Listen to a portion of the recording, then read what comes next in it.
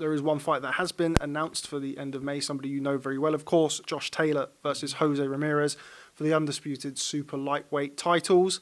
You know Josh better than I would say probably anybody in the sport, having led him to the unified titles.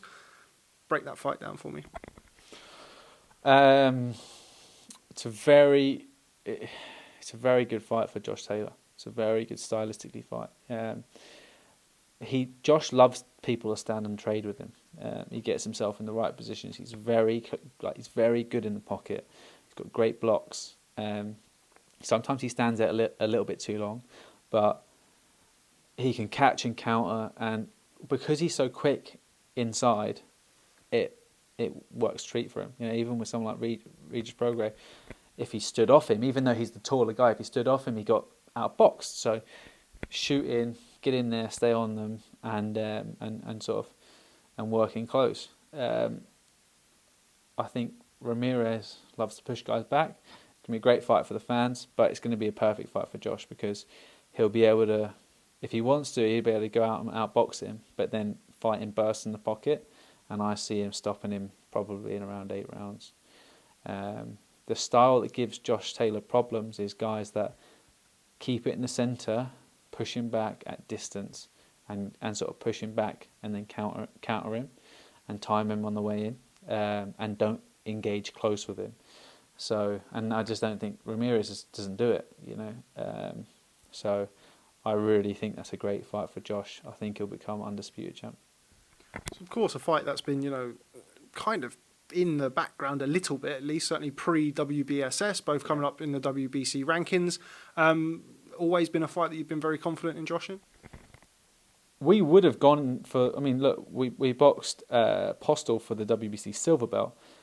Now, we were in a position to fight Ramirez. At the time, Maurice Hooker was the WBO, Ramirez was the WBC, and then you had Prograis going in, and you had Baranchek as well. So you had Baranchek, Prograis.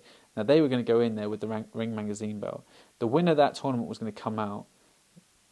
It would have been hard for us, I think, to have got Ramirez and Hooker, because Hooker would have waited for the winner of the tournament. So, yeah, I mean, so we could have gone that direction, but we felt we'll go into the tournament. We get much more credit for winning it. Regis Prograis was he was the number one person to beat in the division. He was much better than Maurice Hooker. He was better, in my opinion, than Ramirez, and he was better than Baranchek. We obviously beat Baranchek in the semis, became world champion, beat Prograis in the finals. Since we've obviously split, but in between, you know, Ramirez done a great job on Maurice Hooker, but the hardest person in that weight division was Regis Prograis, and we got rid of him in the WBSS. Now, if we'd have gone down the WBC route, I don't think Hooker would have waited for Prograis. So he would have thought it's an American fight against American, and don't need to fight an English guy and risk my belt. So we probably would have been going in with one of the 3 belts because Prograis would have beat Hooker.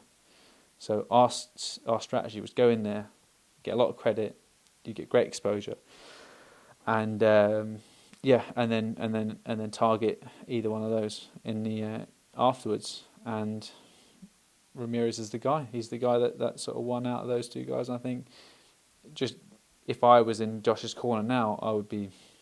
Look, it's a hard fight, because any fight at the top level is hard like that. But it's more than winnable fight for him. More than winnable. He can win it at distance, and he can win it in close. And I think he'll stop him.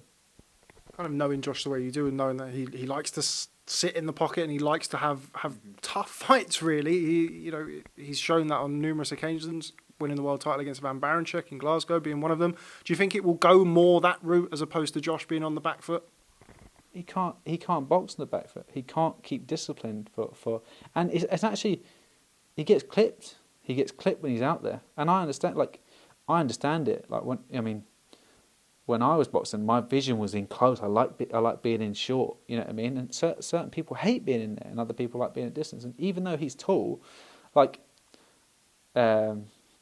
Corrales was really tall, but he loved fighting in the pocket. Even Paul Williams was really tall, but he liked fighting in the pocket because they feel safe and comfortable in there. That doesn't necessarily mean, oh, you're tall, you need to use your range. It's actually where they just feel like where they feel safe and where they feel like their vision's at its best. And Taylor has got brilliant vision, and he's got great ability to block and counter on the inside. Now that's why he makes those fights. They're not hard fights. Baranchyk wasn't a hard fight. He was tough. He was tough because Josh hit him so many times, but he wasn't actually coming back with a lot. He never hurt Josh once throughout the fight. And yes, it was an attritional fight, but he could have boxed 10 days after it. It wasn't like he just took years of his life, having a back and forth. He was more than comfortable in there. Prograis was a lot harder of a fight because Prograis was walking him onto shots, but he still got the better of him. So that's just the way he fights. I think that's going to be one of the reasons. That's going to be the way he's always going to fight, and that's going to be his Achilles heel, because when he goes up to welterweight, he won't have the size advantage. You know what I mean? Unless he fights someone that is smaller, that's come through the weight divisions like a Crawford or someone that, But even Crawford, he's a phenomenal fighter. So, but just certain people at welter are going to be hard night's work for him, because he won't have that sort of just bumping people on the inside, having that little bit of extra strength on guys at one. You saw it with Ricky Hatton, phenomenal at 140. When he moved to 147, he wasn't as effective because he was an attritional fighter and he used to fight in close and used to force the pace.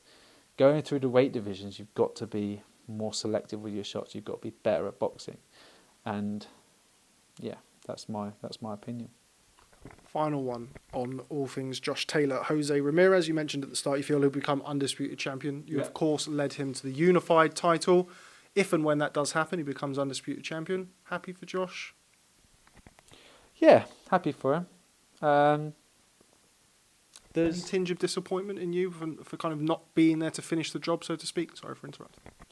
No, I mean, not really, because I feel like I did my best with him in the time that, look, we were together for nearly 5 years. We achieved a lot in a hell of a short amount of fights, and we made some great progression real quick. So it's always disappointing to see the manner that people do it.